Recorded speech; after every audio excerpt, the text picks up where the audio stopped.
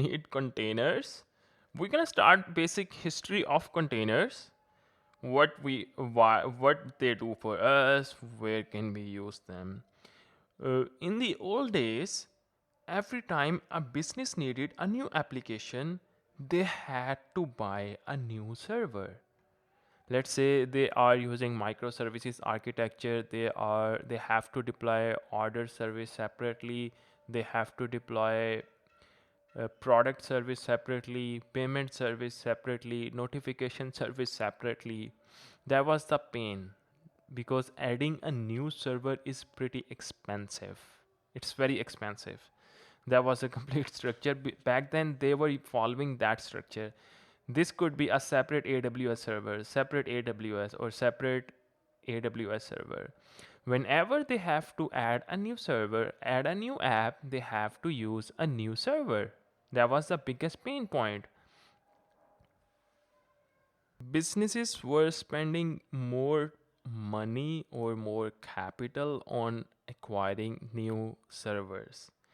Every time they need to deploy a new application, they needed a new server. That was the biggest pain point. Let's say this server is not utilizing this capacity. Let's say 1 GB server, or maybe it is using 500 MB. This space is not utilizing, let's say. So, but the business owner is paying the money, right? But the business owner is paying the money for this space. This is the biggest hurdle or biggest pain point for businesses. The company name VMware introduced the concept of virtual machine. What do you mean by virtual machine? Virtual machine, it has its own operating system, CPU, and the RAM. They introduced the concept you can deploy all of your business applications using one virtual machine. You don't need to worry about this extra space. You will have one virtual machine, and let's say we have e-commerce service, order service, or CRM application. They want you to deploy in a single host, single virtual machine. They can do it. VM introduced the concept of virtual machines, and they were doing like a Google has worked a lot too on Linux container. Microsoft contributed a lot. This is under the hood. It's a Linux virtual machine, Linux container. That is why they named the concept of container. So, but the real problem with this virtual machine VMware find, it's very hard to portable. It's very hard to manage. It's very slow at the boot. So Docker find that problem. Docker company, they made it easy. They increased the efficiency and speed of the container. Now every container shares the OS of the host it is running on. A single host, a single virtual machine, a single container. A single virtual machine, actually single host, can run more containers, like 10 containers or maybe 50 virtual machines. So this is the major benefit of container. Now you understood why container exist. It's easy to deploy applications in a single virtual machine, in a single server. Look up the proper definition of the Docker. This one is Docker platform makes it easy to build, share, and run containers. Docker platform consists on two parts, or you can say two processes, two servers, not a two servers. Docker platform consists on two components, client CLI and the engine server. Client CLI, you basically use the command docker run, docker build, docker push, docker start, docker run. These are all the commands CLI. It is used to deploy and manage containers. On the engine server, it's a server side component that runs and manage containers. If you heard or saw docker build, docker push, docker run, Under the hood, Docker is doing the API calls. It is doing the HTTP API call. When you do Docker run, under the hood, Docker is going to make the HTTP API call to the Docker engine. That is going on behind the Docker CLI. So I want you to show you the two parts of the Docker platform. The second one is the engine server part and the client part, client and the server. So client side provides the CLI commands, Docker build, Docker run, Docker start, these type of commands. Docker stop, Docker ls, these type of CLI based command, client side tool. When any Docker push, when you run the Docker push, it's gonna make the HTTP API call to the Docker engine. This is the concept I wanted to highlight in this video. If you have not installed Docker, this is the video will help you to teach you how to install Docker. You can search Docker Desktop. Docker Desktop is a way to work with Docker.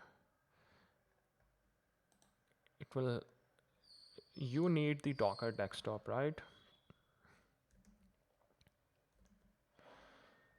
You need the Docker Desktop. I want you to select your operating system. I'm using the Mac with Intel chip. After successfully install Docker, you should see on the terminal Docker version. I have successfully installed Docker. That is why I can see that. This is the way you can verify that with Docker version. By checking this command, you can see you have successfully installed Docker. Are objects that contain everything an app needs to run. If you are a developer, you can consider like a classes.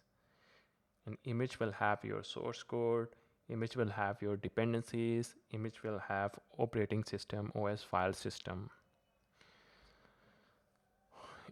There is a command to check all the images in your PC or in your operating system, Docker images. I think my Docker is not running, so make sure your Docker is running.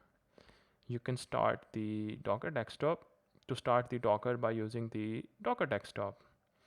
You can also sign up to your account or create a new account and log in. Now let's say I want to check all of the images, Docker images. I have all of these images. You can see this one. This is my images, Docker microservice, Kafka order service. This is the Postgres Docker image. This one is the Kafka, Postgres, Redis, RabbitMQ, Node. All of these images, Kafka related images. So if you want to pull or download the image, what you gotta do, you gotta use the pull command. I'm gonna clear everything. Let's say Docker Hub has all the images. If you go to the Docker Hub, this is the server part where they have all of these images. You can create a new account here if you want. That would be easy. These are all the images. Let's say I want to install the Nginx image, Nginx. There is also image for the Node.js, MongoDB. This is the Nginx image. These are all the tags for a specific for each for this Nginx image. If you want to install specific version, you can select any specific tag or latest release. Let's say I want to pull the image. This is the way you download the image in Docker. You use the pull command nginx. I'm gonna use the latest tag.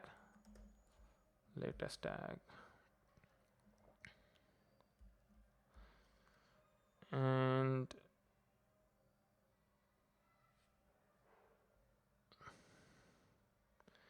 let's see what is going to be happen. Allow that.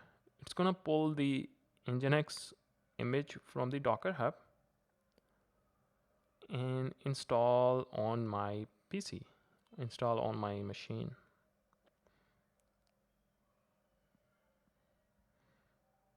A new Docker image has been downloaded.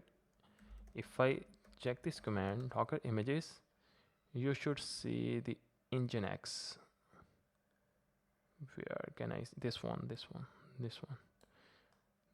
You can also check image with the help of Docker desktop. If you go to the images, you should find these are all the running images here on my machine. This is the Nginx, the latest image. They have deployed 4 days ago. This one is the latest image. Now you can confirm that with the help of Docker images or using the Docker desktop. We'll talk more about what is going inside the image. Now I want to show you how can you start a container based on the image. Now we have the copy of Nginx latest image. You can use the docker run command to start a container. Let me show you the docker run in action. Docker run dash name. I'm gonna give the name of the image test, the name of the image test -d -p. This is the port 8080 and bind to 8080 Nginx latest. Now you should see the image has been started. The long number, this number confirms the container was created successfully. If you go to the containers on the Docker desktop, you should see this test container, this one. This is the container ID. This is the image. This is the port. Let's quickly understand what is going when we ran the docker run command. Docker run tells Docker to start a new container.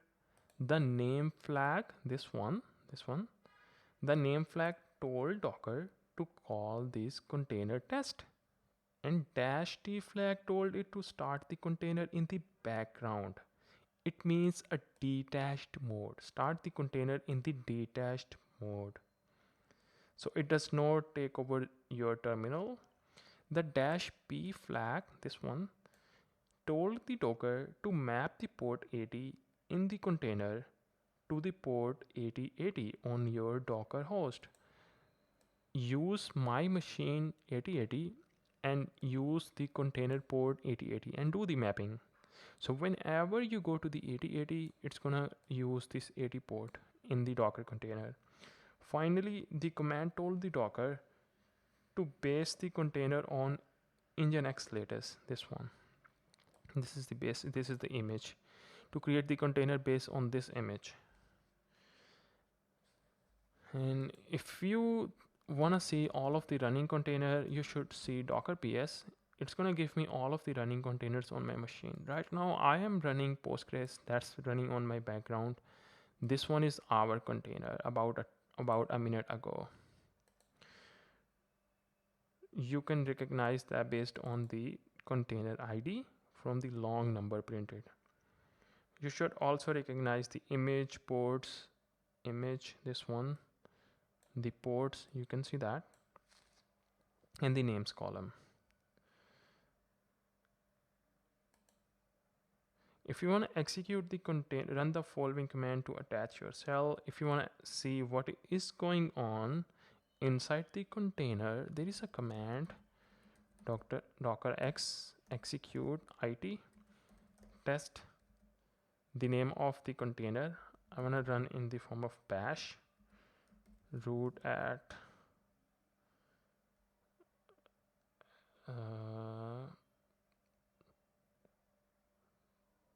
let's do this bash. Yep, awesome.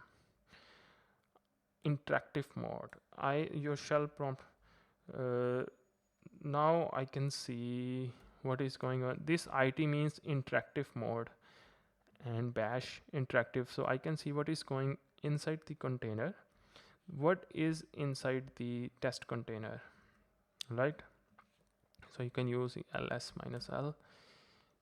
These are the files: docker entry.d, docker entry point.sh, etc., home, lib, media, empty. These are all the file system available in this container. If you are familiar with Linux, you will recognize these are the regular Linux files and directories. If I use ps -elf of ps -elf bash, I think I have to cancel that command not found, because most container only ship with essential apps and tools.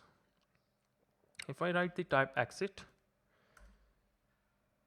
now I'm on the, I exit from the inside container. You can also use the Docker desktop to see what is going on inside the container. These are all the logs.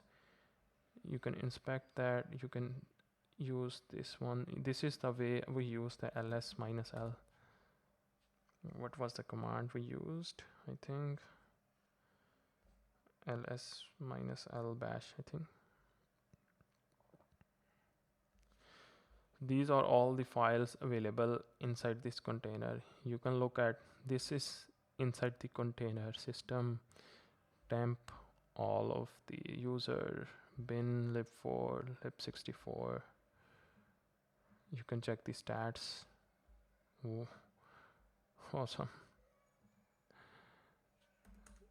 ls, yeah, ls is working here fine.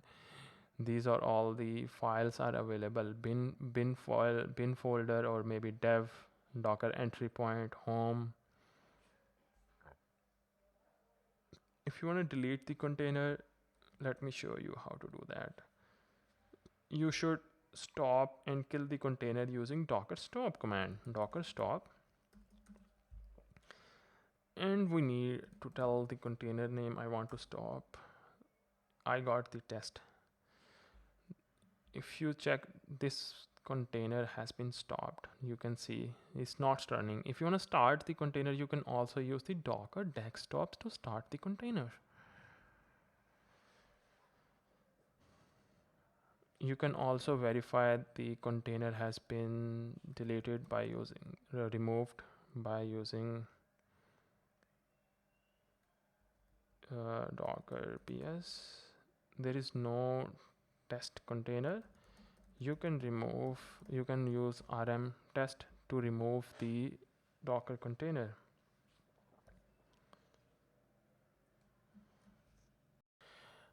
Now I'm gonna show you how can you Dockerize the Node.js application. I want you to clone this repo and follow along with me. When you look up the Docker file, this is the how you write the Docker image, right?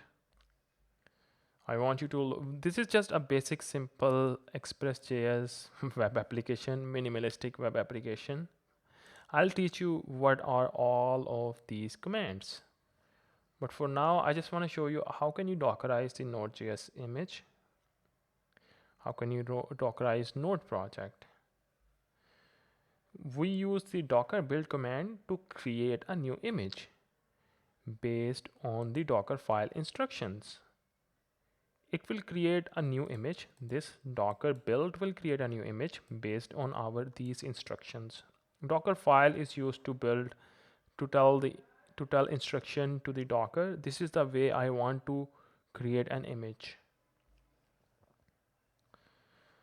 Let's create a new image. I'm gonna use docker build -t. I'm gonna give the name of give a tag to the image. I'll call it node app, and I'll use the tag which is latest. Make sure you add the dot. Dot means my current docker file is placed in the root directory. It's gonna build the image node app with latest tag.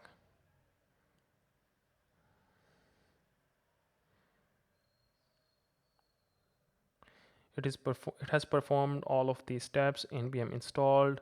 I'm using port 8080. You can use any port. This is my entry point. I'll teach you how to what are these commands are doing. We created the image.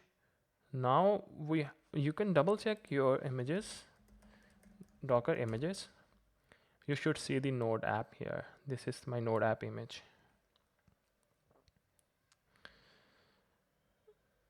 Congratulations, you have containerized the app. That's it. This is I show you the big picture of how to containerize the Node.js application. Now we have to start the container. We have to run the project. How will you do that? I'm gonna use, let's clear out everything. I'm gonna use docker run -d in the background. I'm gonna provide the name of the container, node app container, node app, or you can use the name of your application. Let's say ecom app. Let's imagine that this is the name of the container, right? And dash publish. You have to export, define the port 8080. I'm gonna map 8080 to container host to my host machine, container port to my host machine. And the name of the image, this should be node app. I can double check that from here. What was the name I used? I think node app. Yeah, this one, the node app. And I have to set the tag, provide the tag which is latest. This is the message, the long form string. It means we have successfully started the container. You can also check the node app. Ecom app container is running now. Server has started. You should see the message. I'm using the message here. Server has started. You can see what is going on here. These are all the files. Inside the source, we have our Node.js application. Now, when you go to the localhost colon 3000, or actually the 8080, you should see the site can't reach. Publish 8080 node app latest.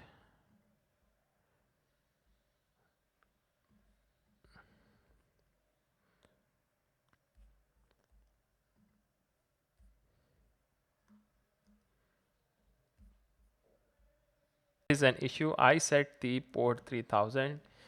It should be 8080. So that was the issue. So docker build, we have to remove the image.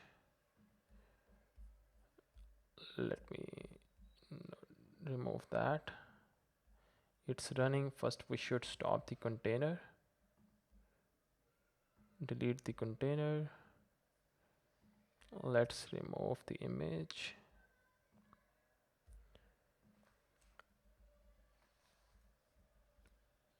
I'm gonna run the node app -t latest.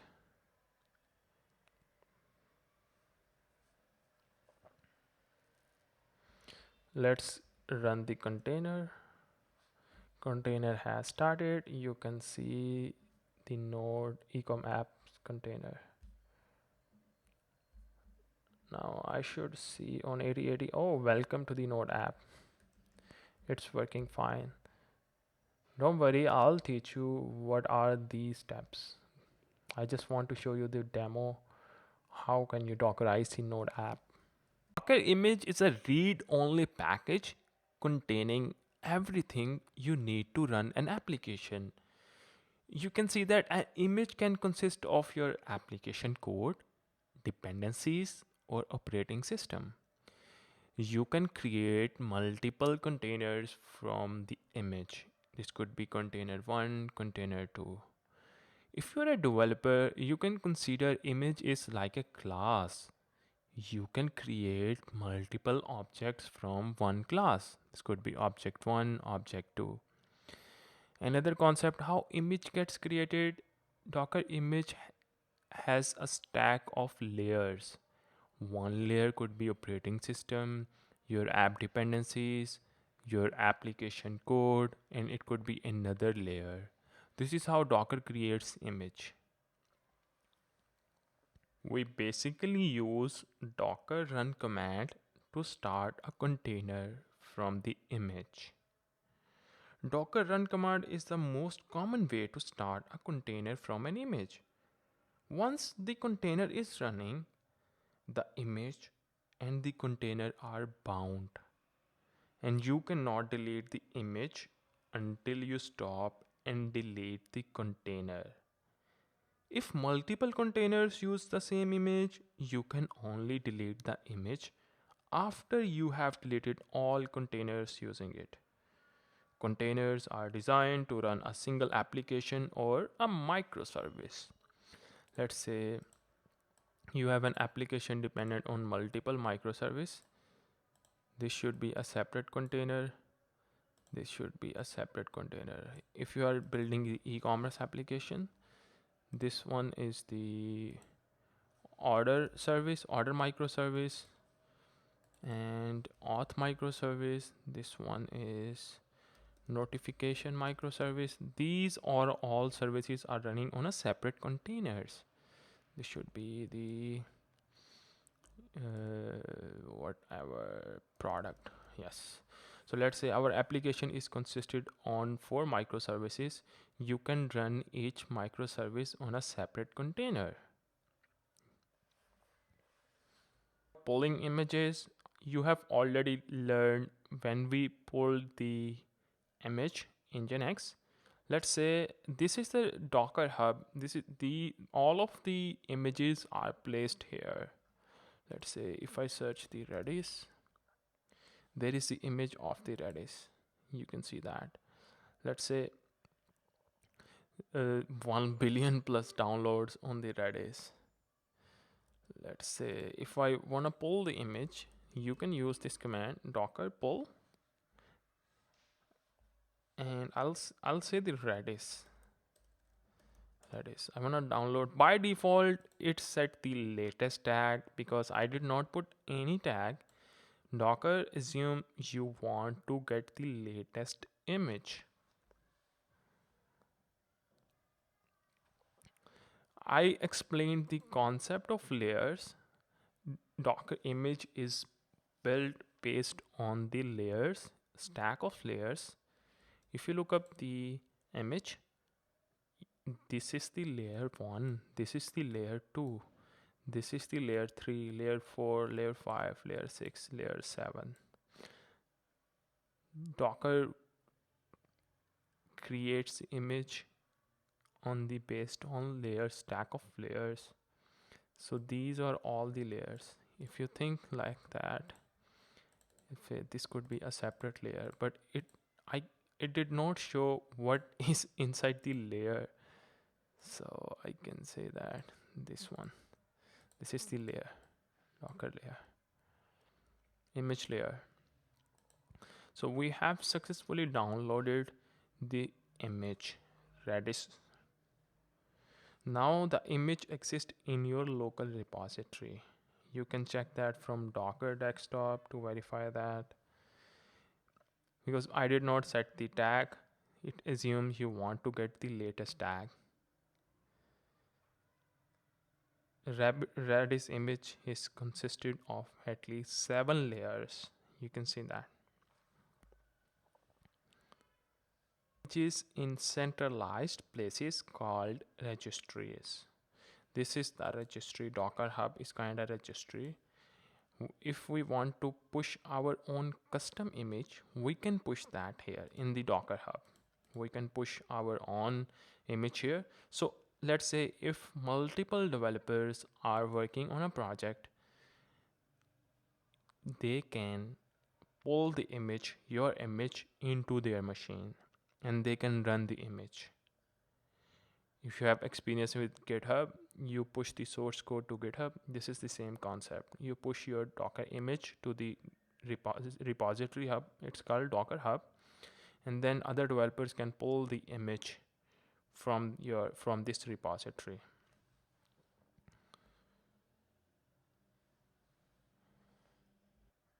Another concept I would like to highlight, in Docker Hub, you will find official images or unofficial images. Let's say I'm gonna search Redis. You will find the official image, this one, the official image, and there are other unofficial images. Other companies or other people have created the image. It depends on your use case, however you wanna do. I just want to show you the highlight difference between official and unofficial images. A specific image based on specific tag or specific version, you can use the Docker pull, the name of the image, and the specific tag. Let's say if I want the latest, if you want to get installed specific version like 8.4.0, you can use that. You can say 8.4.0. It's gonna pull this specific version image. Pull the unofficial image, you can also do that. Let's say I search the Redis. Let's say I found this one, the unofficial image. Let's say that. Actually, yeah, okay. Let's say if I search the node, oops, if I search the node, Bitnami node, yeah, okay. The Bitnami is a company. They have created the image. Let's say if I would like to pull that image, let me show you how to do this. I'm gonna use Docker pull, the name of the image, Bitnami / node. Here I want to specify specific version. These are all the tags are available. Let's say I would like to go with latest. It's gonna pull the Bitnami node image. This image is also consisted of multiple layers. Pulling FS layer. Yeah, it will take some time. Yeah, because 246 MB, it's a large couple of megabytes.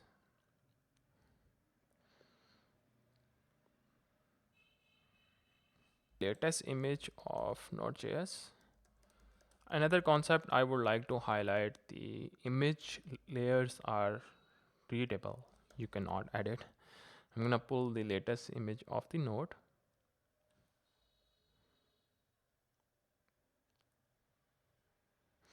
These are all the readable layers. You cannot edit that and edit them. These are all the non-readable layers.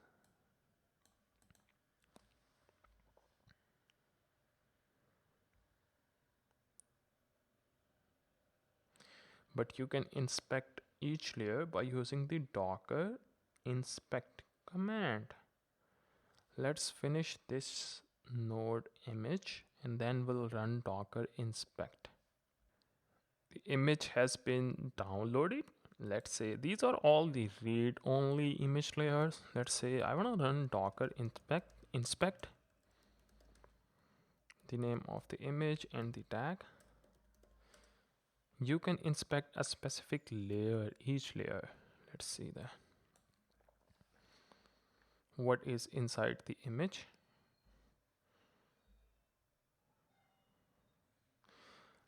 These are all the 5 layers here. The 5 layers inside this repo, in this image.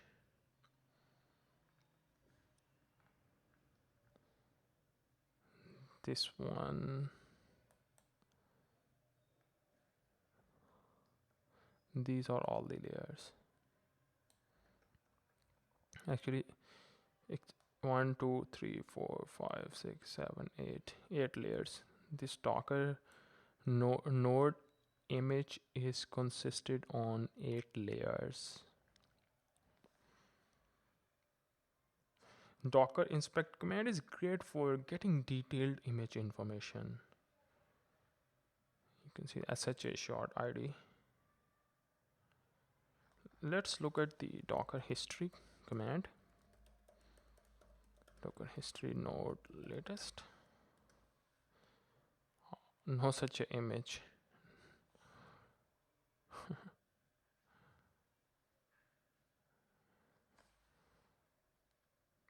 But I use the Docker inspect is great command. Forget about the history. All images start with base layer, and every time you add a new content, Docker adds a new layer. On every image, it starts with the base layer. Let's say this is an image, it starts with the base layer. The first one should be the base layer. Each image started from the base layer. This one is the base layer.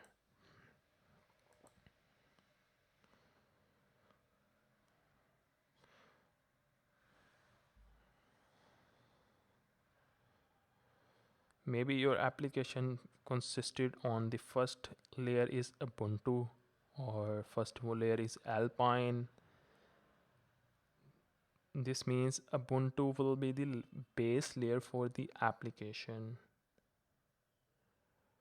Maybe installing Python or Node.js would be second layer, and your source code will be third layer. Let's say the second layer should be installing Node or Python. Third layer should be your application source code. Your source code. On each Docker image, the first layer should be the base layer. This is the concept I wanted to highlight. The final image will consisted on 3 layers. Of any image, you can use the digest command. Docker images dash dash digest and Redis. I got all of this version. This is the Redis number 6, the version number 6, or the tag with version number 6, or the latest.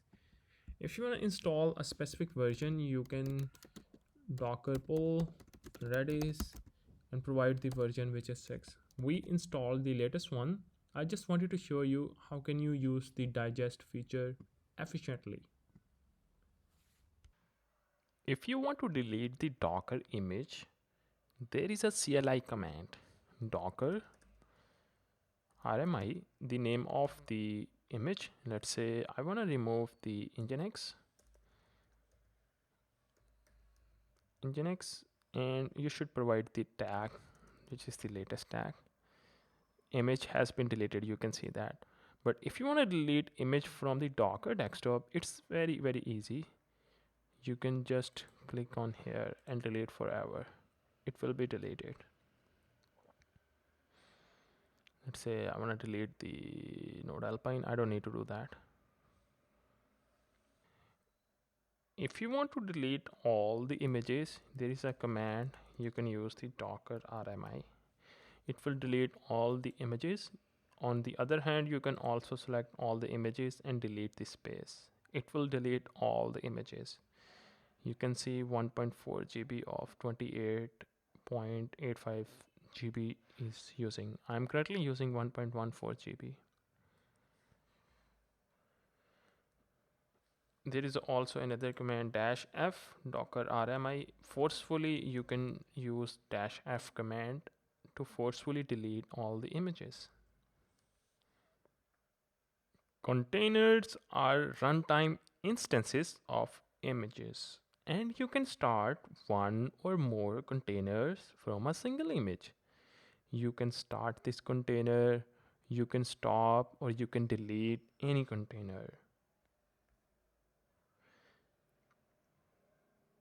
Containers are smaller, faster, and more portable than VM virtual machines. They are also designed to be stateless, and whereas virtual machines are designed to be long running and can be migrated with their state and the data, containers are designed to be immutable. That means you should not change them after you deployed them. Let's say you deployed this container on AWS,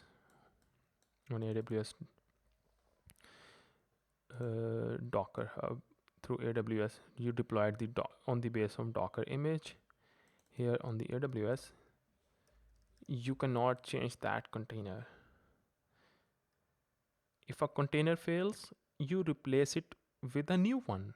instead of connecting it and making a live fix. Let's say there is a bug here, error. You should deploy a new container. You should create a new container. You should stop it, delete it. Let's say you should delete it, and then you should create a new container and deploy it to AWS.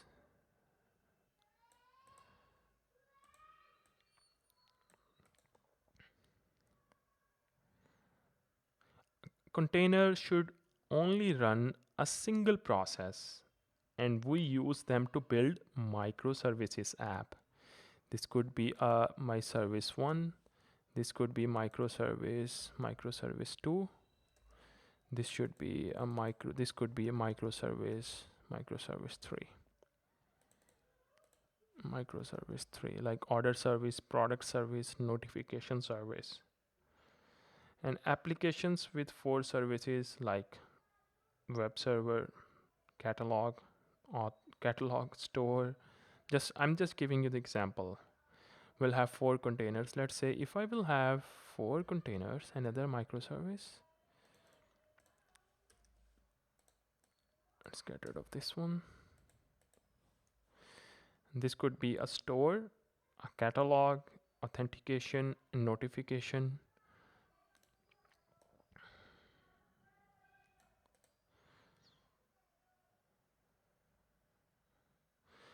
So we can have a separate image for each container, or however you want to structure the architecture.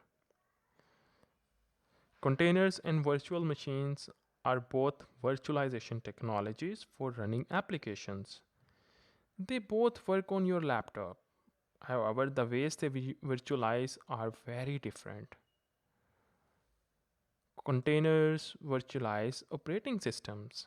In virtual machine model, you power on a server and hypervisor boots.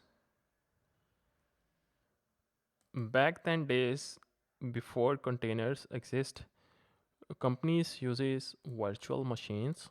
Let's say they were using a virtual machine to deploy, let's say, the order service,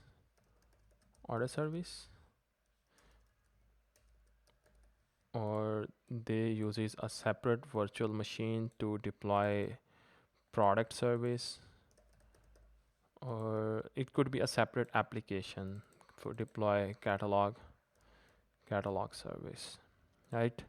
But the issue with virtual machine, they have to install operating system separately on each virtual machine. That was the biggest pain point. They had to install Linux here, they had to install Linux here. But on the other side, but how Docker containers solve that issue? Then Docker containers solve that issue. Here should be a container. This should be, I'll call it CTR container. Instead of virtual machine, I'll call it CTR. This should be CTR. This is the major difference. They shared this single operating system, right? Let's say here is a single operating system here. They are sharing the same single operating system. This is the benefit of containers. So containers are smaller and more portable because of the single shared OS. You can run more containers on your infrastructures. Containers start faster. That is why companies are using containers. Containers start faster. Containers reduce the number of operating systems you need to manage, patch, update. Containers present a small attack surface. That is why containers are smaller than virtual machines, because they only contain application code, a minimal set of operating system related construct, such as file system objects. Because of this, they are typically only a few megabytes in size. On the other hand, virtual machine needs a full operating system. Yeah. Meaning they are usually hundreds or thousands of megabytes. Because containers don't contain their own operating system, you can run a lot of containers than virtual machines. For example, deploying 100 applications as virtual machines will require 100 operating systems. Let's say if I will have to deploy 10 100 services, I need to install Linux 100 times. Virtual machines, each consuming CPU, each consume memory, storage, and each needing to be patched and managed. However, deploying the same 100 applications as a container requires no additional operating system. Like, you can add a lot of services, you don't need to install Linux again. This reduces your operating system management overhead and allows you to allocate more system resources to the applications instead of operating systems. Containers also start faster than virtual machine. They use the host operating system which is already booted. On the other hand, virtual machines need to go through the full OS system bootstrapping process. It completes the full complete bootstrapping process before starting the application. Now we're gonna Dockerize the Node.js application. I have created the empty project. Here we have the empty directory.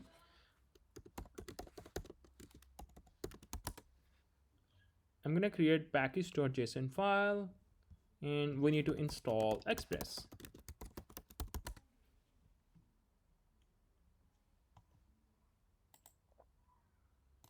Let's set up the app.js or index.js, however you want to do.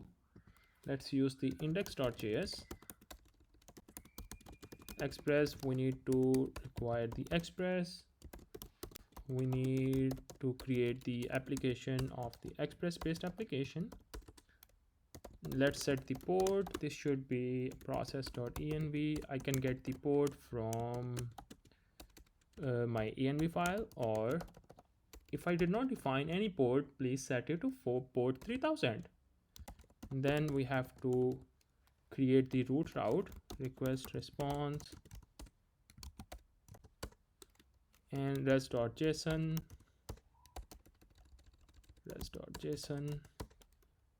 Let's set the message. I can say hello from Docker. Now I'm gonna set the app, make sure listen on the port 3000, and I can set the simple message console.log server running at port 3000. I'll call it. Let's set the port here, right? Now I'm gonna run the application node index.js. It's gonna start the application. Server should be running at port 3000.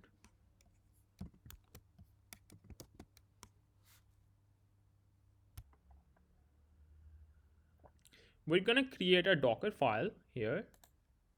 Before creating Docker file, I want you to teach you the basic concept of Docker file.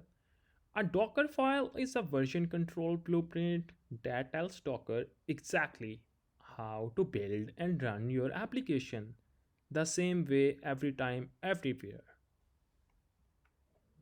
Think of Docker file like a entry point, or for the developer concept, you have the package.json file in Node.js application. On the other hand, Docker file is represent declare app dependencies, declares build behavior, declares how to run the application, declares expected config, and declares the entire runtime environment.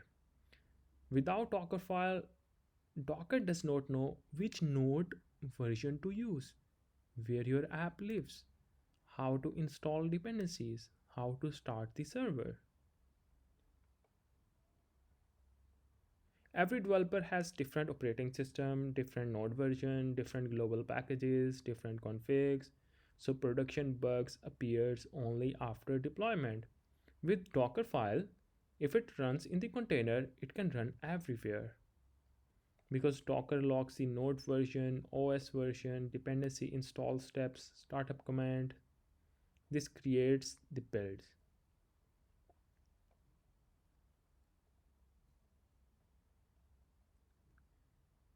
Instead of readme, you write the Docker file in the form of instructions. Each Docker instruction will be created a separate layer, this like this one. You will have the Docker file will know how to create the image, which node version to use, which dependencies to install. You want to run npm install, you need pre-dependencies before installing any package. Here we have the Docker file. We will create the Docker image. Then Docker image will be used as to create the container, and this will create the virtual machine. You can deploy this Docker image to the Docker Hub. When you go to the Docker Hub, you will have Docker images.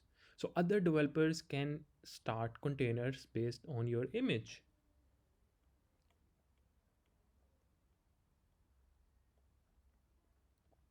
Now we're gonna start writing the Docker file. We're gonna create our own custom image for Node.js application. This is the pattern in the industry uses. Let's use that. Docker file from node 20. This one is our base image. Working directory. This is our working directory. Copy package star.json to this one. Run npm install.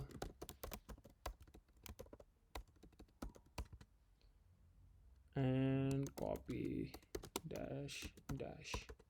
Copy everything, copy application code. This star mean copy everything from here and copy into the Docker container, Docker file structure. I would like to set the exports to 3000 and cmd. This is my entry script, node index.js.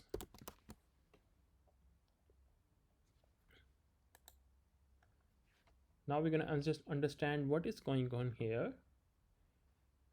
Use the official Node.js image. Alpine means smaller, lighter version. It includes node plus npm. This will create the app directory inside the container. If you can add the log, you can also do that. Create app directory in the container. So just like if I can show you in this way, Docker file, the instruction, it's going to create the app directory inside the container, Docker container app directory, and we're gonna copy package.json file from here and paste into the container. I can say package.json file, place the package.json file in the app folder. Then we run npm install. We are running npm install in the container. All future commands run here inside the app directory. So copies only dependencies file, this one, package star.json copy log file and package.json file. Docker enables layer caching important here. When it has installed dependencies and you are not adding any new dependencies, it will maintain the cache. So it will not install the npm all the dependencies. When you build the image again and again, it will not install all of the dependencies. So copies the source code. This one is the copy source code. After install dependencies, we have only index.js file and a Docker file. It's going to copy into the app directory here. app.js, and then it's going to copy the index.js and the docker file.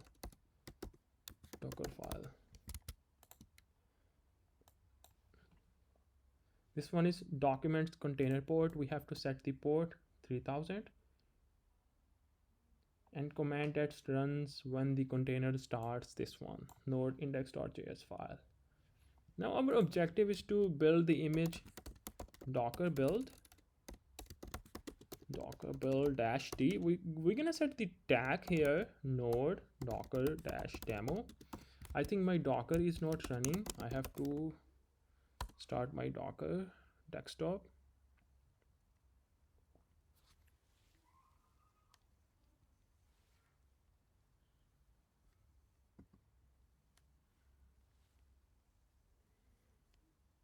Stop everything. Now this dot means my Docker file is located inside the root directory. That's why I use the dot. If I place the Docker file here, I have to set the context path here, docker-file. That's it. But I want to make it simple.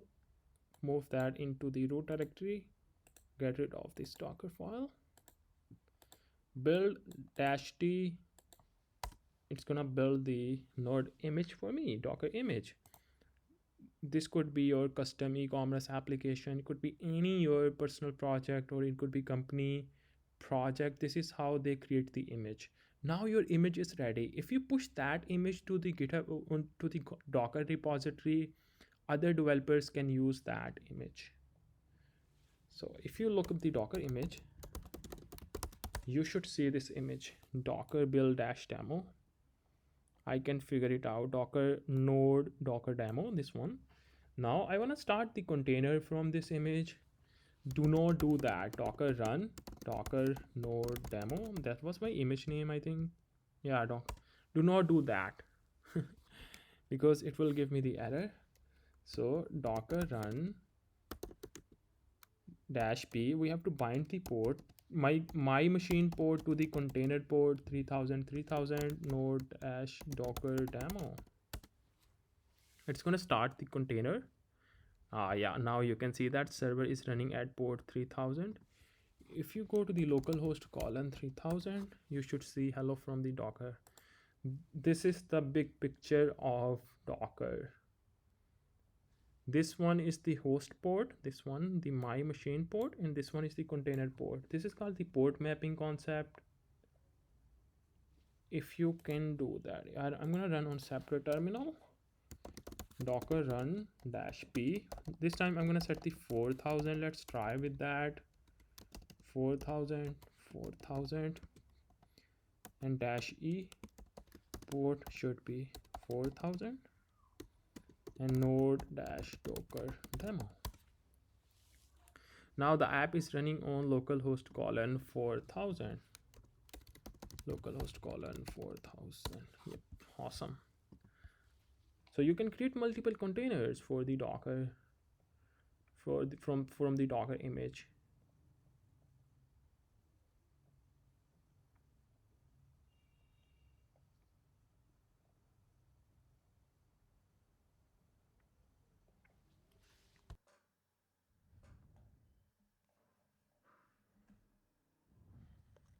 We're gonna use the NestJS to Dockerize the NestJS application.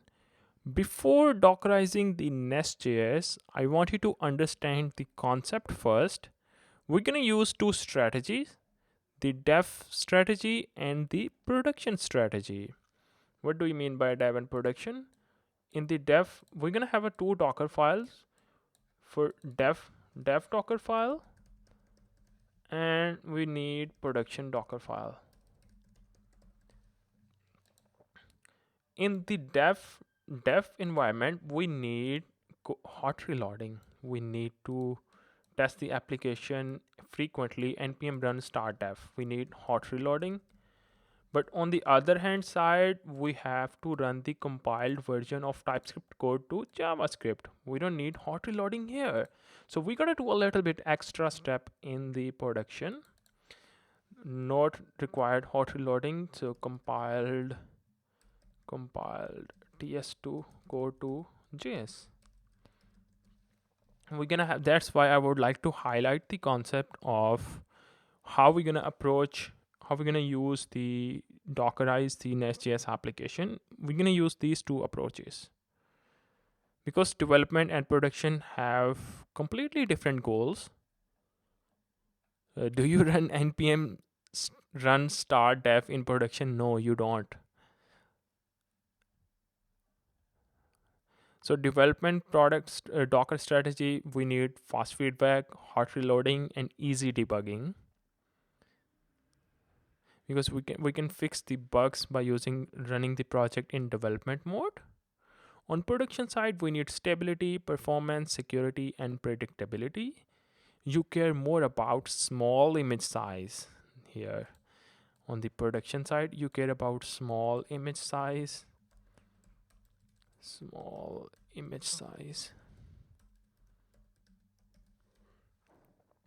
and you care about fewer dependency, you care about faster startup.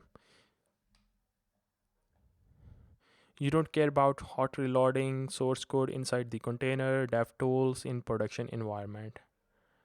So dev Docker file is like a local laptop.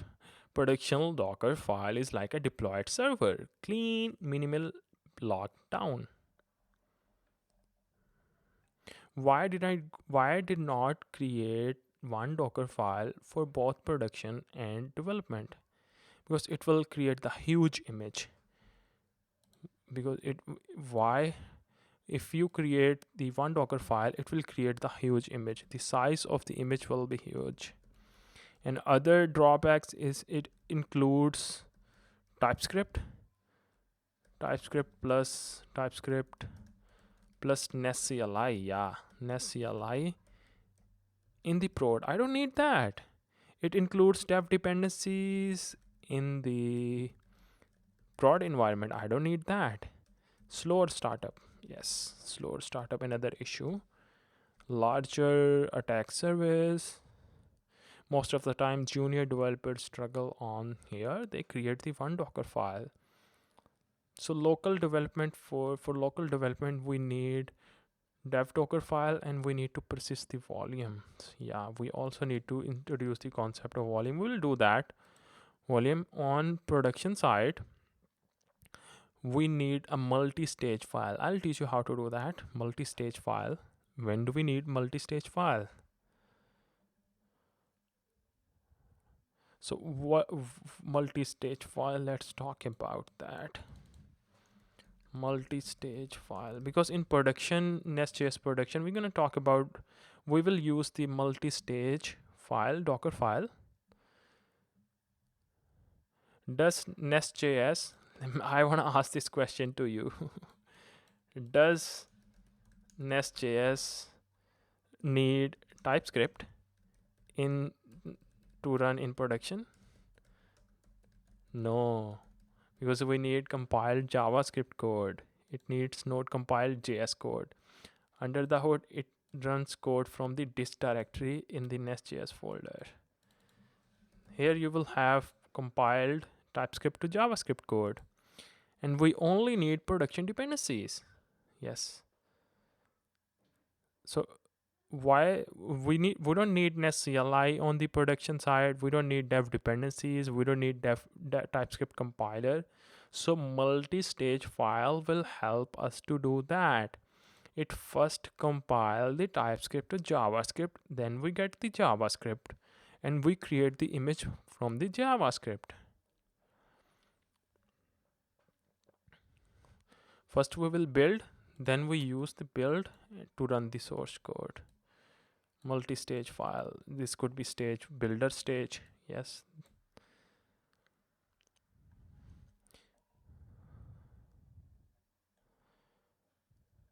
With multi-stage file, we will have builder stage. This could be builder stage. I'll call it builder. Here we will compile our TypeScript to Node to JavaScript. We will have TypeScript code here, NestCLI, everything here. TypeScript. TypeScript code, Nest CLI, dev dependencies, everything here. So it will create the dist directory. This builder stage will create the dist directory. It will compile the TypeScript to JavaScript and place everything inside the dist folder. And then on next stage, we will have the production stage. This could be production stage. So production stage will get this dist folder.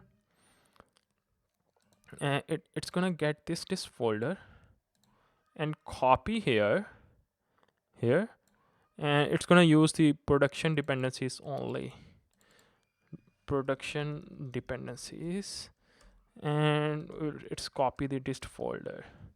That is the main purpose of multi-stage file, because multi-stage file, it reduce the size image, it will improve the startup application, smaller, faster, and the safer. Multi-stage Docker file let you use heavy tools to build the app, then throw them away before shipping. This is the analogy.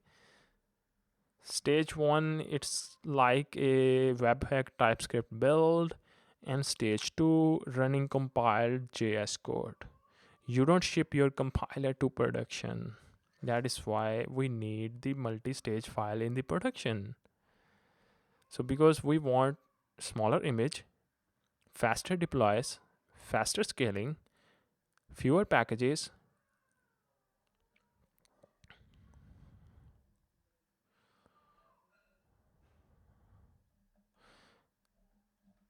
Now we're gonna create a new project. We're gonna start creating the new project. I want you to move into my directory. I'll call it nest new. The name of the project, Dockerize nest. Yes, I want to use the npm. My application has been created. I would like to navigate to this application, my app, Dockerize nest. I would like to open into my VS Code. Get rid of this one. So this is our NestJS application. I want you to create the first file. We need the docker ignore file. Docker ignore.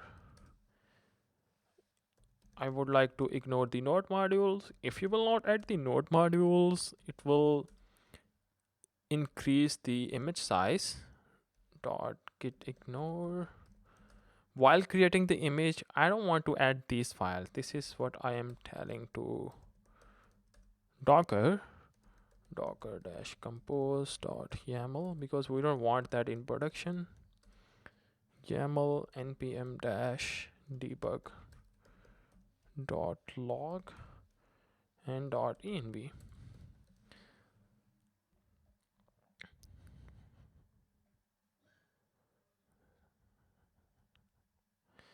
NestJS is TypeScript by default, so production should not run TypeScript. So production equals to run compiled JS. That means install dependencies, build, create, distribution, dist filed, and npm run node dist main.js file. First, we're gonna start from the production first. Let's create a new Docker file. You can call it docker dev file or docker.prod file, however you want to do. Or you can create this. Let's say I'm going to create Docker file. This one is the production ready file. Remember, I told you stage 1 should be the builder stage. Here we have to compile the TypeScript and create the dist folder. Then at the stage number 2, we would like to use the compile dist folder and run the Node.js project. Actually run Node.js. I'm going to use from base image from Node 20 Alpine as builder. Yeah, as builder. as builder. This is the name of the stage, builder stage. I'll call builder. How you can call any stage. I want to copy the create the working directory just like we did in the previous node image. Now we have to copy the dependencies files first. I want you to do that because I already taught you. You can use the copy command. I want to copy package star.json to here. And then I would like to run the specific command. I'll call it npm run ci. This ci means install all dependencies, including dev dependencies for building, because we need all dependencies. I'm at the builder stage. I'll call it install all dependencies files first. This should be cache optimization. Yes. Next, we should copy the source to destination. Copy source code. This one, the star command is used for source code.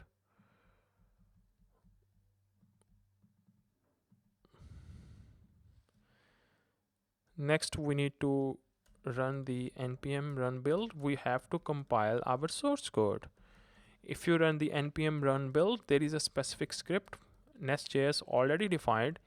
It will generate the dist folder, nest build. You can see the dist folder. This is the compile TypeScript to JavaScript. So container will do that. Next build, I can call it. It should be build NestJS to distribution.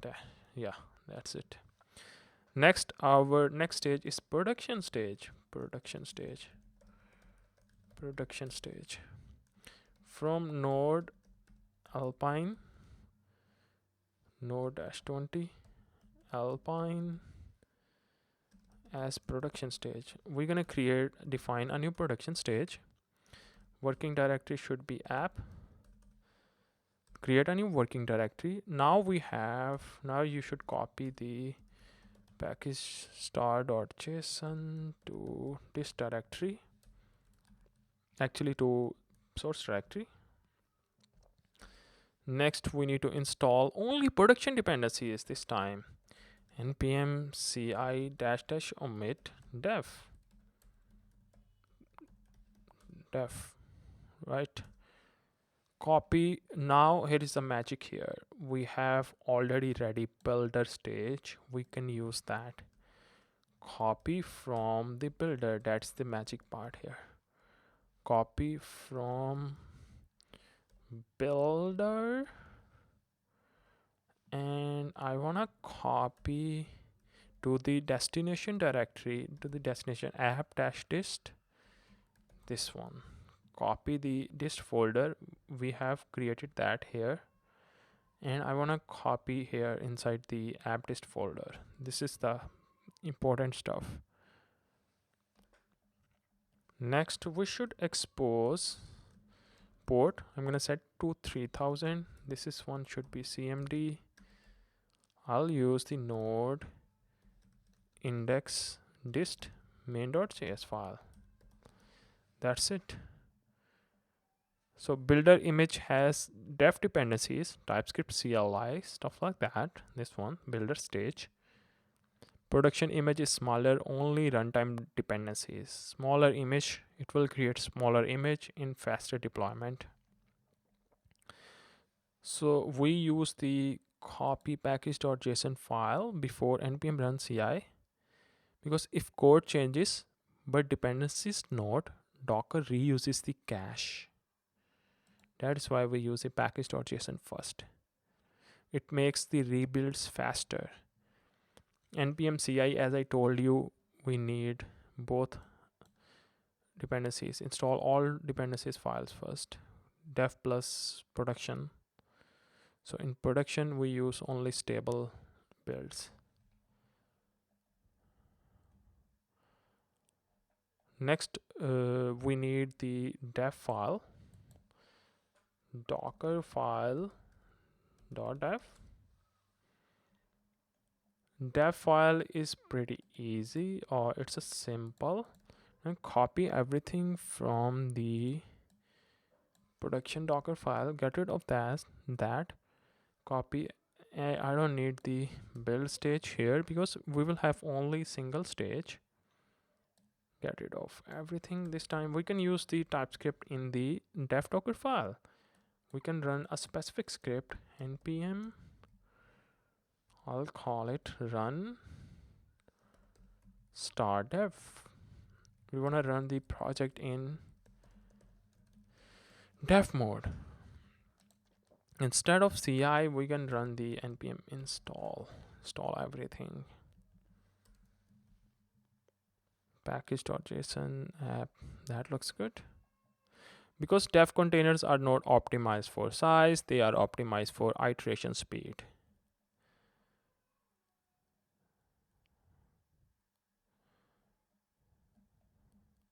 Now we should run the, I think we don't have any Docker file, any env file.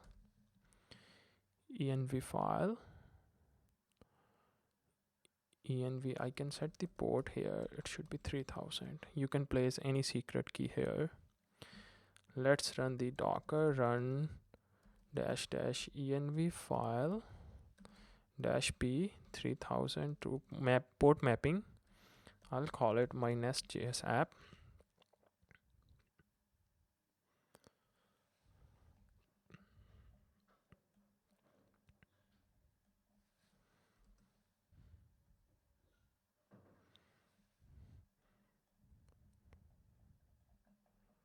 I think we did not build the image first.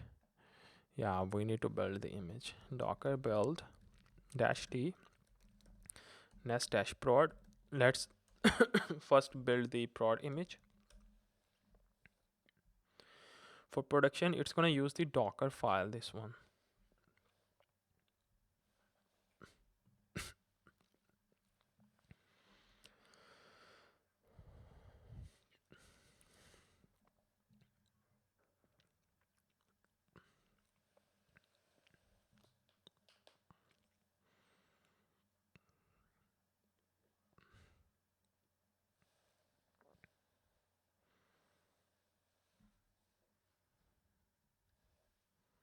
Issue dash from as casing, as from keyword casing,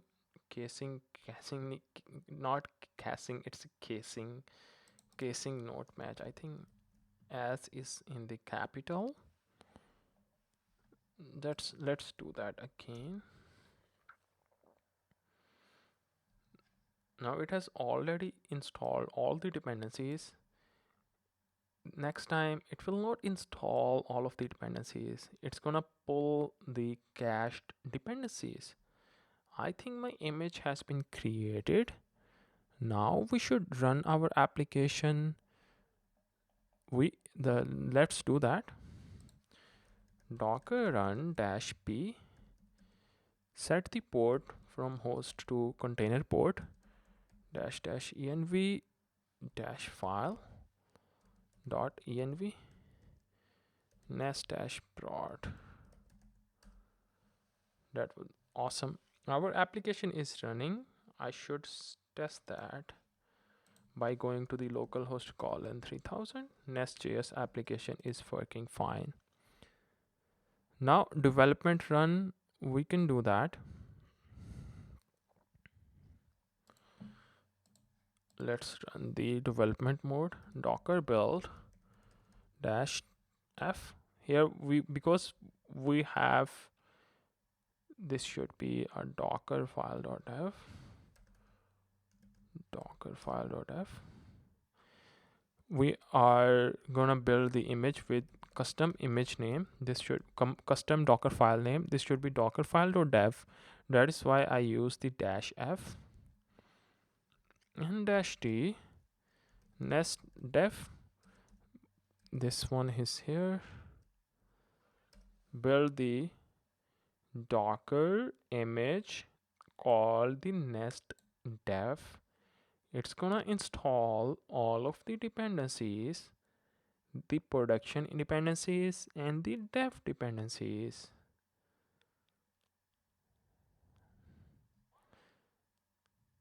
I think it will take to install some dependencies. I'm gonna wait. It should add the comma here. Npm run. Now I should build the image again. This time it will not install all of the dependencies because it's gonna pull the dependencies from the cache. Image has been created. Let's run the docker run -p. This time I'm gonna set the port to 4000 and --env file. This should be .env, or yeah, let's try with this one, --env file. Send -v. We're gonna use the volume. I'll teach you the concept of volume. pwd -app nest.def, the name of the image.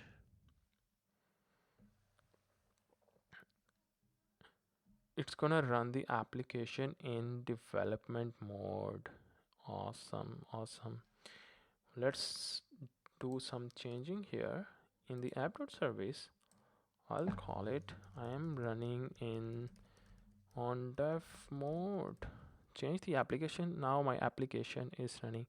If I will not edit the volume, maybe it will not remount.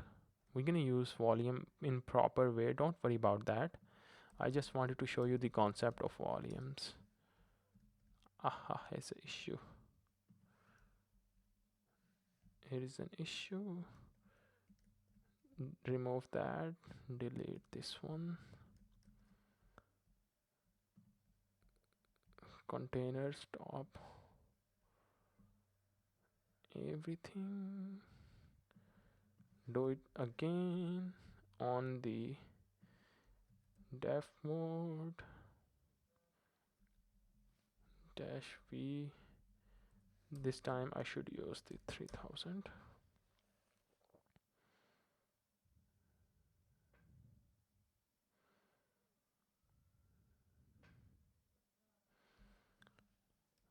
We should build.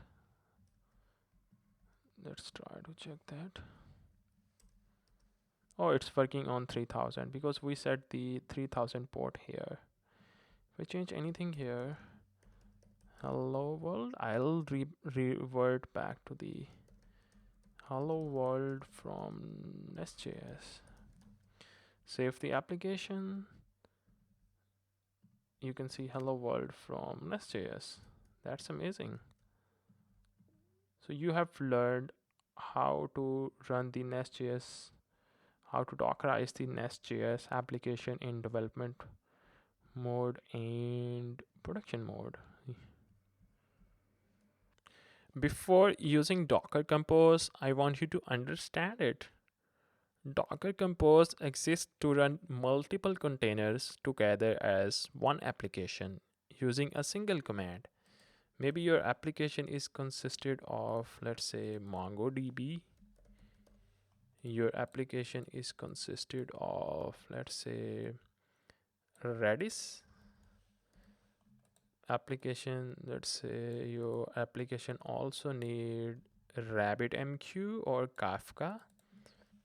So you need to install, or you need to start the all container manually. If you will not use the Docker Compose, you have to run the Docker run MongoDB. For Redis, you use the Docker run Redis, Docker run RabbitMQ. What if you will have one command to start all the containers? So your one command will start all of these containers. Redis, RabbitMQ, maybe you are using 15 images or 15 containers. It will start all of the containers. Without Docker Compose, you need to, just like we saw, let's say if we wanted to run the node in dev mode and production mode in one command, you can use a Docker Compose. Or let's say as I told you, we need to install start Redis and Postgres. We should use the separate command for docker run -p mongodb or -d -d -p Postgres. For Postgres by default 5432 and Postgres, right? Docker Compose will solve that issue for us. We'll define how many containers do we need, and it will start all of these in single command.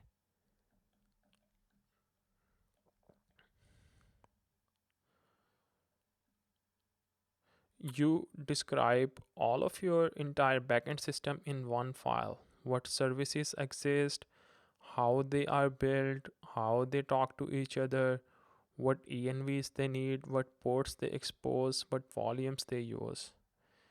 Docker file, how to build one container.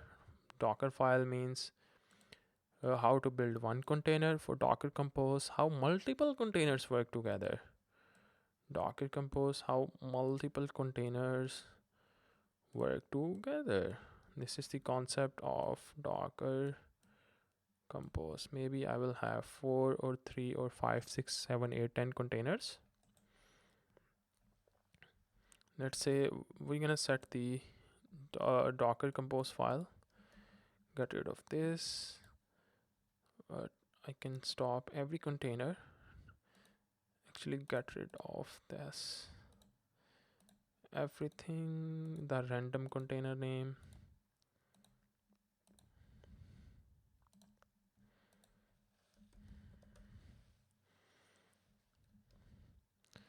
Let's create the Docker Compose file.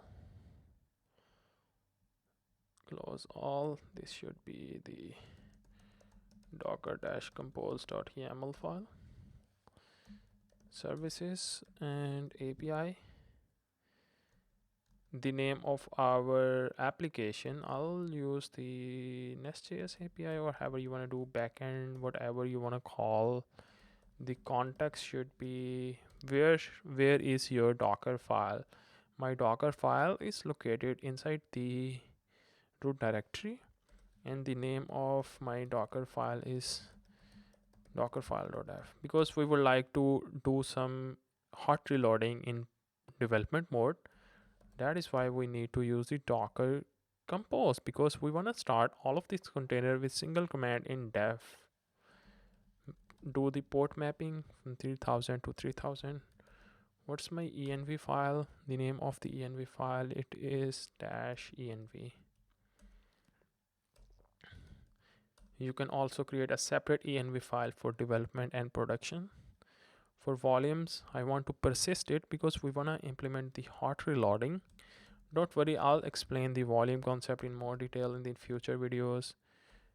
This is my entry command, npm run start def.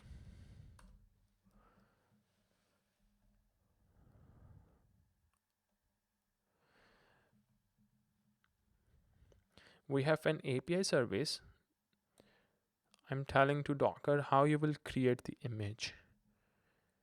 This is the container name. The API will be the container name, the host name inside the Docker network.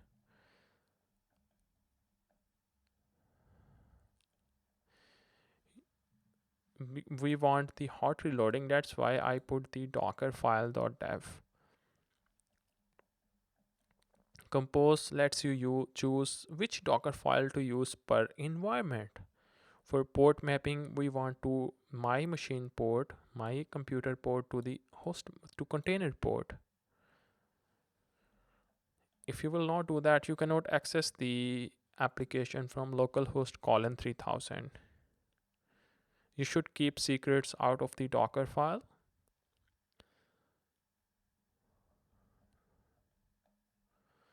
So this is the magic for dev expiration, this one. It will sync the local code to containers. If you change anything here, it will automatically sync the code. It enables hot reloading. If you will not do that, hot reloading will not work. No rebuild on every change. If you change code, it will automatically sync the source code. That is why the concept of volume is important here.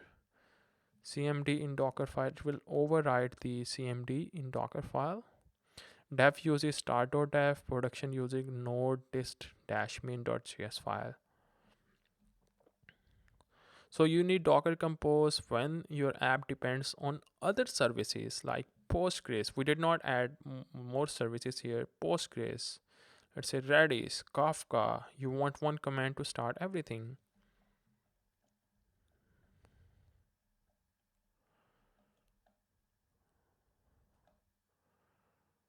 Now we're gonna run the Docker Compose. Let's start everything by using a single command. Docker Compose up dash dash, I think build. Let me run that. Docker Compose up, Docker Compose up dash dash build. Build the image. Oops.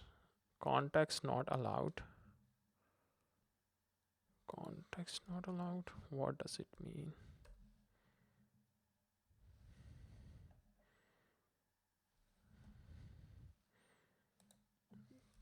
Context not allowed. Additional properties. Context not allowed. Docker file.dev. If I remove the context, oops. API not allowed.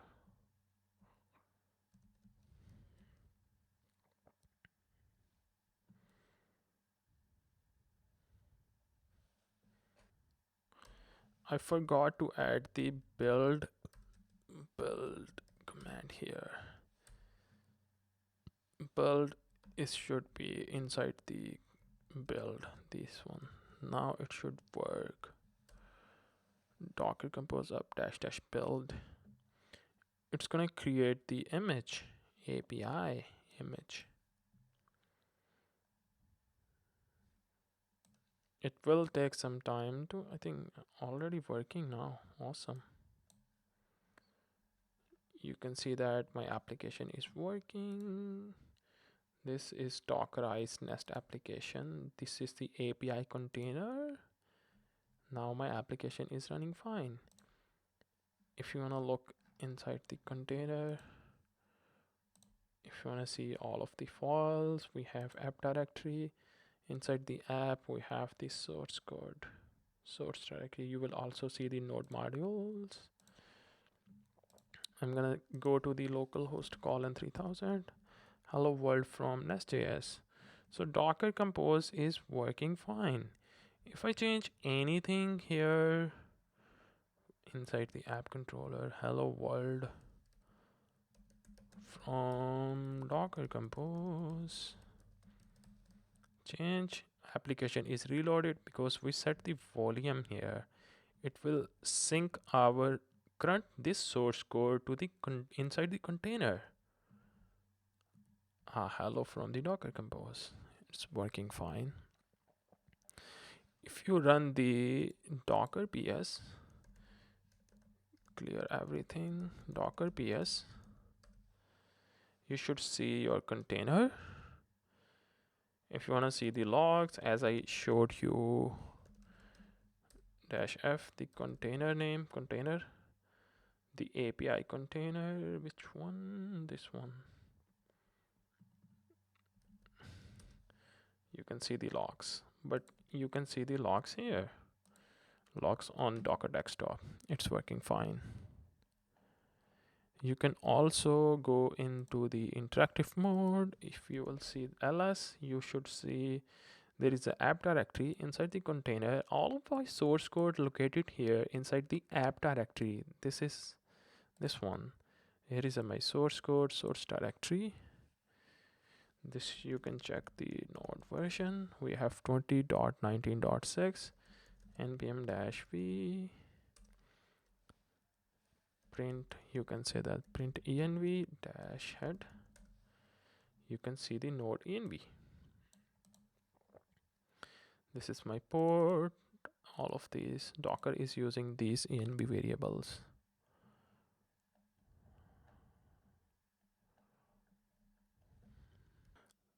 Let's talk more about the Docker Compose. A typical backend application consisted of API service, as I told you in the last project, API service and database, Postgres,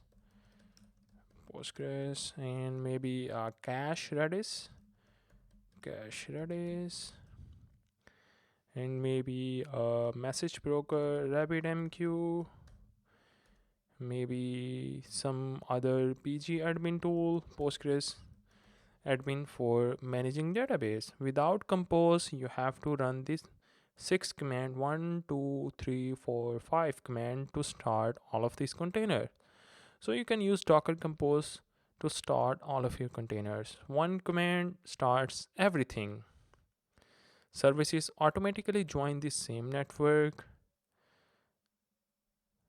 Persistent DB storage via volumes, we're gonna use that. You don't need to manually run Docker run for everything. Docker run dash dash dash dash.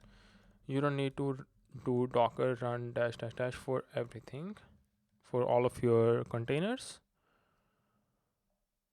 All you gotta do is to run Docker compose up dash dash build. It will build the complete image. Docker compose up dash dash build. One more thing I want to show you. If you want to stop the containers, you can use this. Should Control C, and you should use the Docker compose down to stop the container. This should be Docker compose. This is gracefully shutting down the container. Remove the container.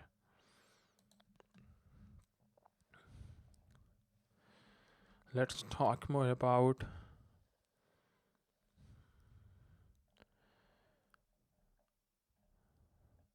now. We're gonna use Postgres. Let's say let's adding more services to our application.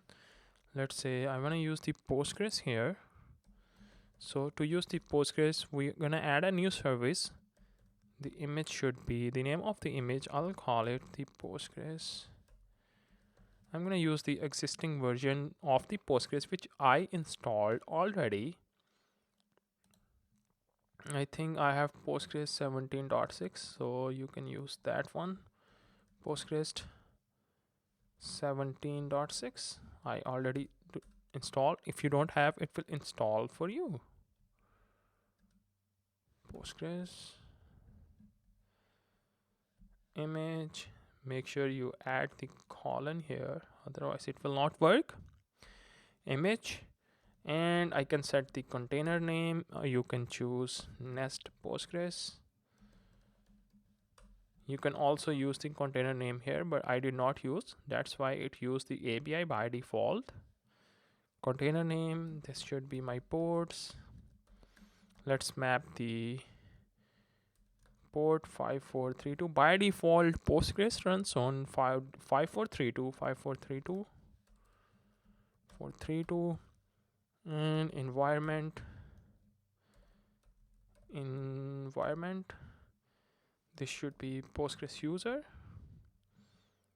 Let's do that. Postgres user. This should be app. I'm gonna use the app username, and for Postgres password, do not use that. Postgres password, I think password. This should be app. For PostgreSDB, this should be appdb. However you want to do, you can call any name. Volumes, we're gonna use pg data and map into var directory in the container. Go to the lib directory and save Postgres data here. All right, This is the name of our container. We will define the container. Next, we're going to use the Redis.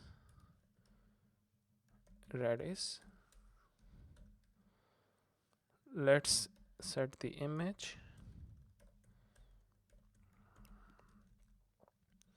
Redis, I think I already installed Redis. Yeah, I have the latest version, so I can use that. Redis, latest, container name. This should be the Nest Redis. Well, let's set the ports for the Redis. I'll use 6379. Let's set the volumes. PG data. This one we defined the name of the volume PG data here. Now you don't need to run the Docker create build for each service manually. Docker Compose will do that for us. I'm going to use the Docker Compose up dash build. Something is missing is mount. I think I should use the colon here.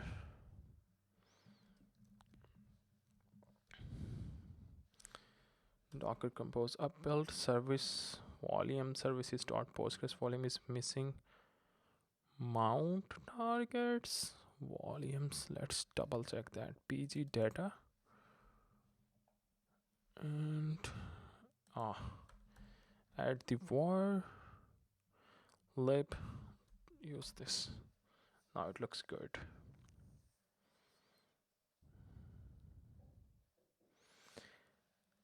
Awesome. My everything worked fine, but something is port is already allocated 5432. I think something is running on 5432. So I'm gonna change 5433, or if anything is working, I can stop my existing. Here is my nest prod is working. Now I should start that. Now it's working fine. Now if you will run let's stop everything. Now it should work. Docker Compose up dash build. Awesome. NestJS application working. API is working. Postgres Redis has been started. So you can use these credentials to connect with Postgres. For DB, for app user, you will use app. For password, you will use app. For database, you will use the app DB. For Redis, you will use this container PG data. Now, if I go to the localhost colon 3000, this should work. Hello from the Docker Compose. If I change anything, hello from Docker Compose, tuck. You should see this updated text. If I want to stop the container, I'll do on the other hand side, let's say Docker Compose down. It's gonna stop the containers. You can see that. You should not see any container running. This is how you will delete the container. Let's understand more about what is going on here. We are using the official image Postgres 17.6. You can use the latest one. We set the initial database name, user, password. This one Postgres stores its database files there. Without volume, container will be removed. If you will not have container, when you rerun the container again by using Docker Compose, your data will be gone. That is why volumes are very important.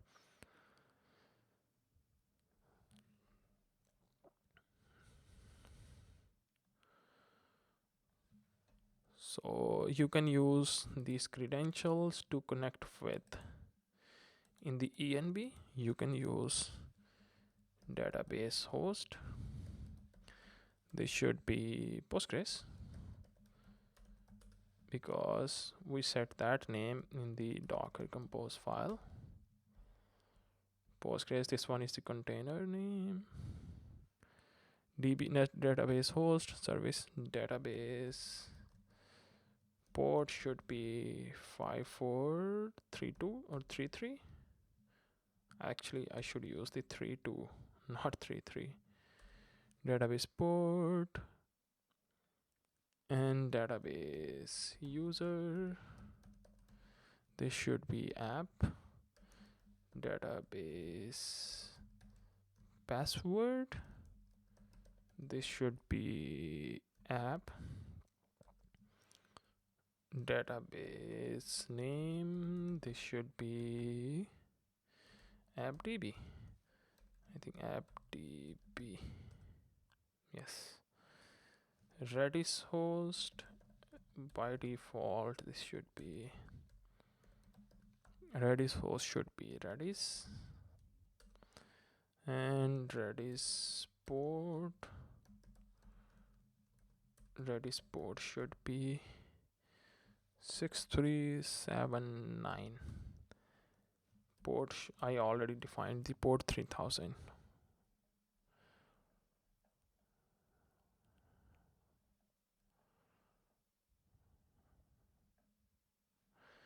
Because why we set the Redis host to Redis instead of localhost?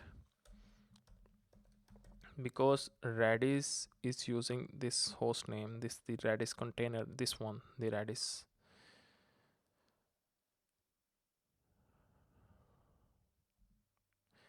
We can also create a separate Docker compose file for each one. We can have the base Docker file, the Docker compose file, and then we can have a Docker compose dev file, Docker compose prod file.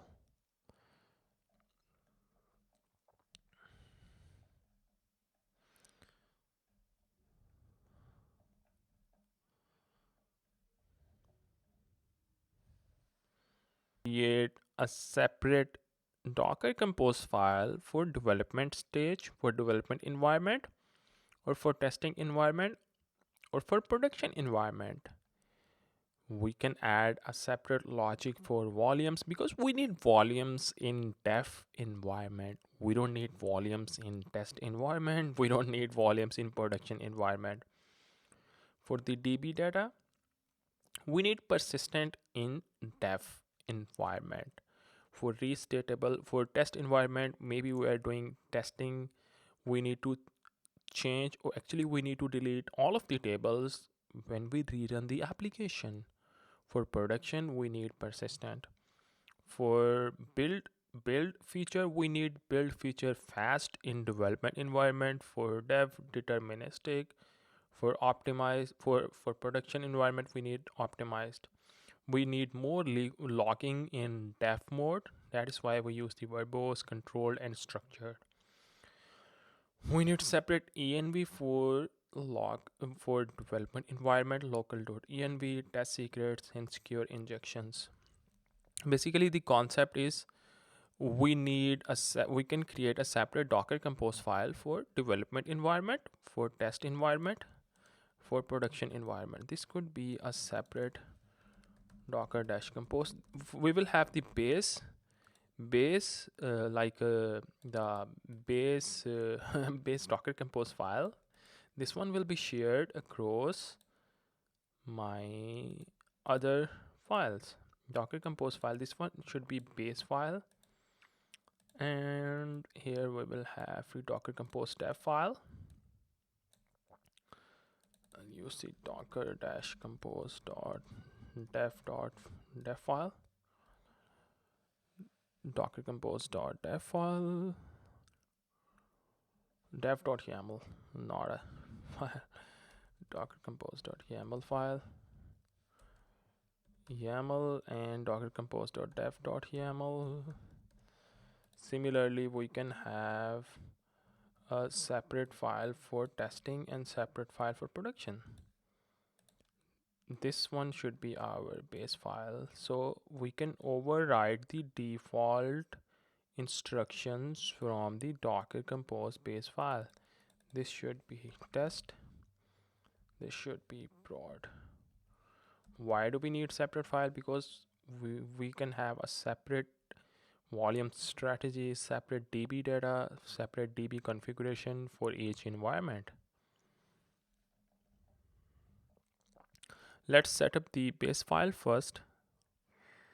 This will tell what services exist in the application. Docker compose.dev file. I think we already created that. Services, we can change. Let's save everything. Saved. Here we can create a separate. Let's create a new branch. Docker compose shared file. Yeah.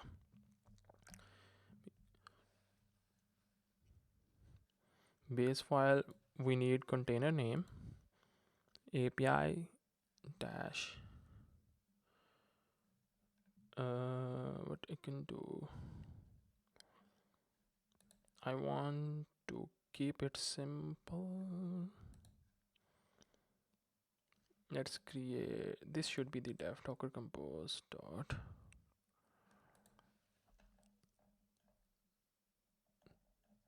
Let's change it. API. I need container name. This should be nest underscore API. I need env file. This should be .env. This one. And this is dependent on, we did not use that feature in the last videos. Depends on the service name Postgres. Make sure first Postgres run, Redis run, then you should run this API service. So Postgres, container name, environment. We can set the separate port in dev and production in testing. Volumes, we need that volumes. For Redis, we don't need to set the port. We can override the port in our dev file, docker compose.dev file. So I'm going to create a new file, docker compose.dev.yaml.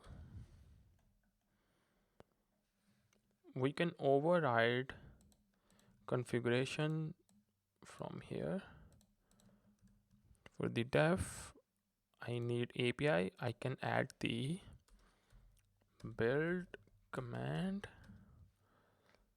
and here I can add the context. Context should be dot. Make sure you place everything here.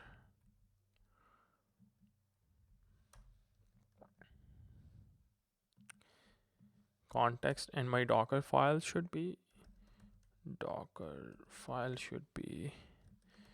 dockerfile.dev.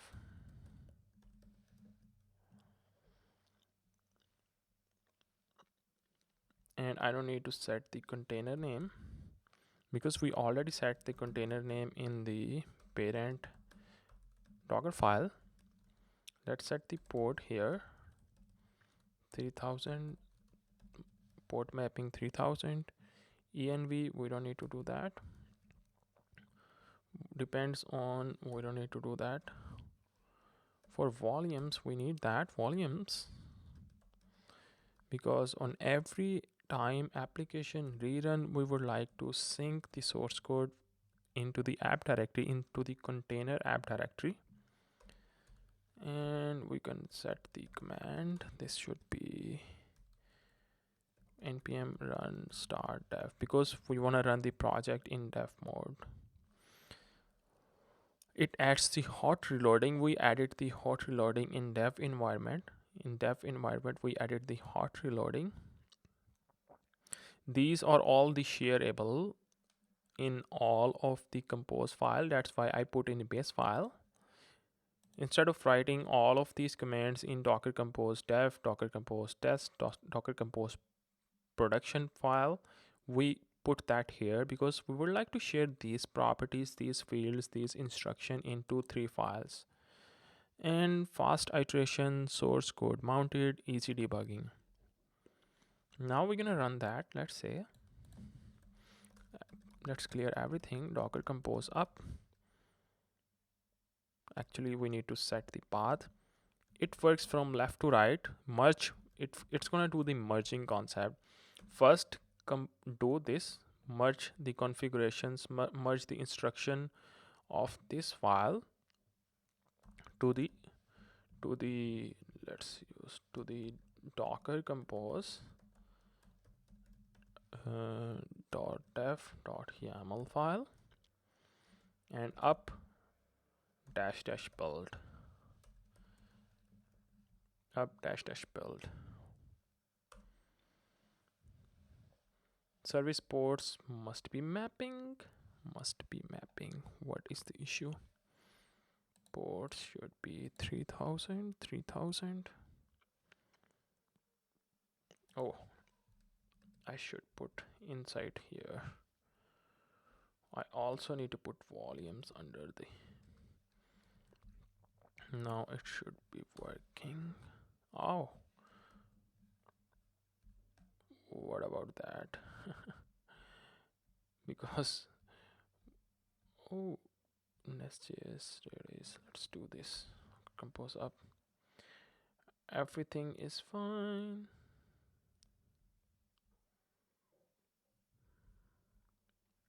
Now it's gonna run the project. First, it's gonna start Postgres, Redis, then it's gonna run my project. You can check that from this. You can see the logs here. This one. I don't need to run this one. Nest Postgres, Nest Redis, Nest API is running. I can see the logs. You can see this. My application is started. So it's working on the dev environment.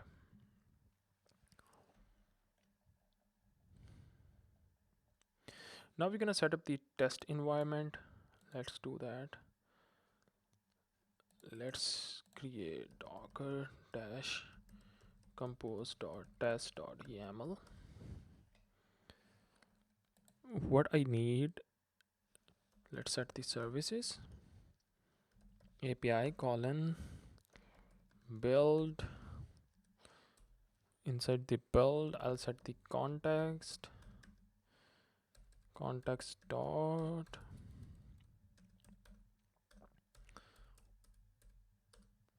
context docker file. Let's set the docker file, and for env file, build under the build env file. We can have a separate env file for testing, env.test. I did not create that file yet. We can create that. .env.test. So you can define the port. And actually, we don't need to define the port in the env.test. Yes, we can have a different database name for testing. We can have a different database name, or actually this one, I think Redis host will be the same, or you can use different. Do that.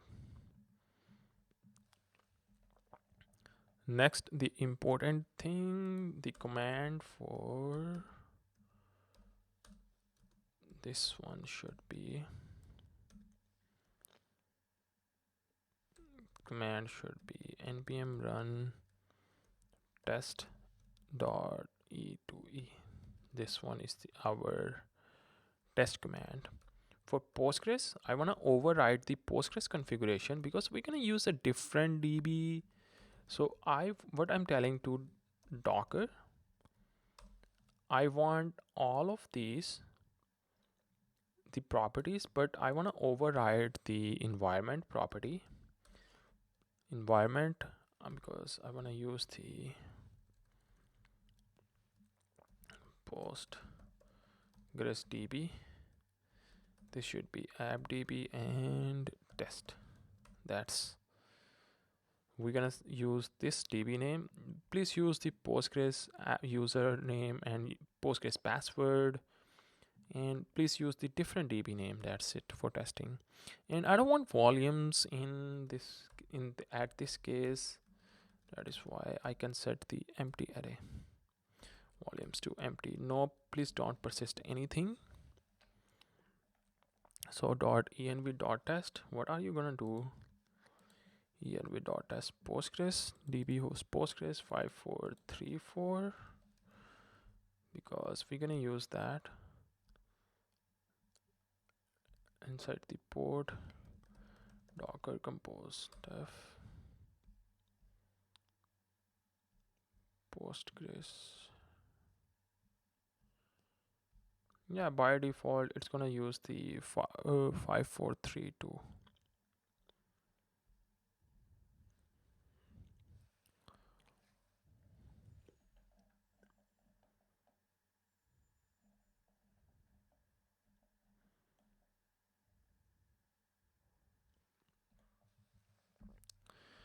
And let me fill the env.test file. 5432 db name. This one should be different. App db underscore test, and node env should be test. Let's do this. I'm gonna stop everything. Docker compose down. API has neither an image, context, or build. Let's stop this container. So I can run docker compose -f docker compose .yaml file. Please merge this shared base configuration file to docker compose test .yaml file, and up and -- build. Please abort on container exit. What is going on? Such a file? I think .env.test file. .env. What is this file? No such a file directory.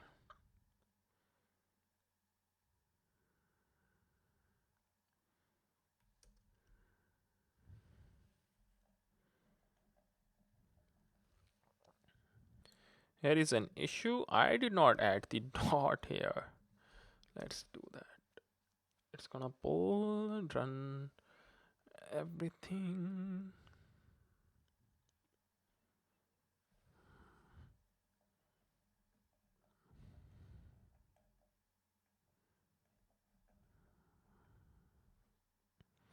So my project is running on the dev side. Yeah, because I did not set the configuration for E2E. I just wanted to show you it's working in the test environment. So we set the test environment.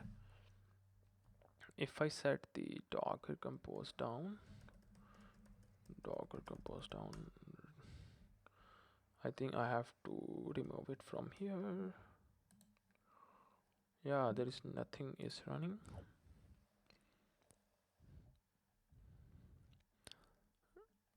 Now we're gonna set the production environment.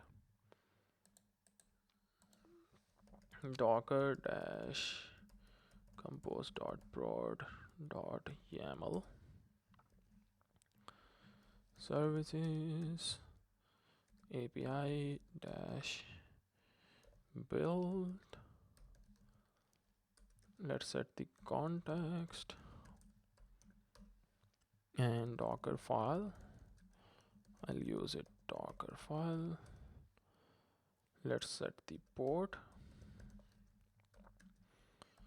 I'll set the port 3000. Command should be node dist main.js file, and environment, it should be node env and production. No bind mounts, multi-stage Docker file, because in production we are using the multi-stage Docker file. If you look up the Docker file, we are using multi-stage, and this is our starter script. So I wanna do docker compose -f docker compose .yaml file. Please merge that to docker compose .prod .yaml file, and up --build. Service ports must be mapping. Oh, service ports must be mapping inside the, oops, I should do that.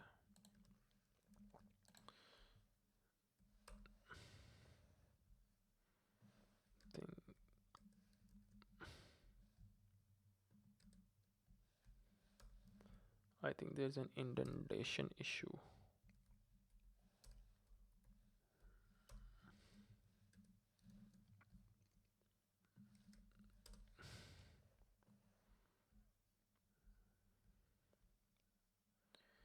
Service ports must be mapping build. Here is an issue. Move up under the, this one should work.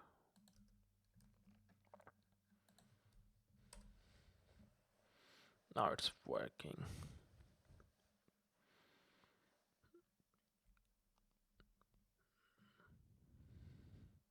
Remember, we set the different port at the production. If you can want, we also did the different port at dev. If you want to do that, you can use the different port.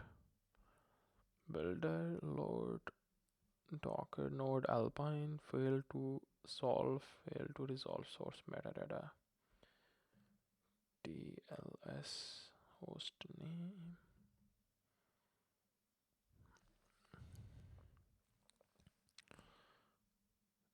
I think, do I have? I'll do that again. Now it's working now. We run the project in production mode on localhost :3000.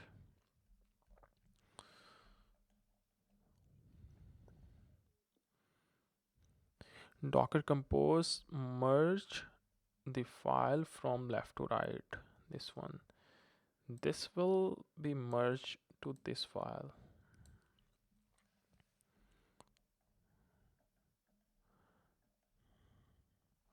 We can have a separate file for prod. I can use env.prod. We can also specify that env file path in production here.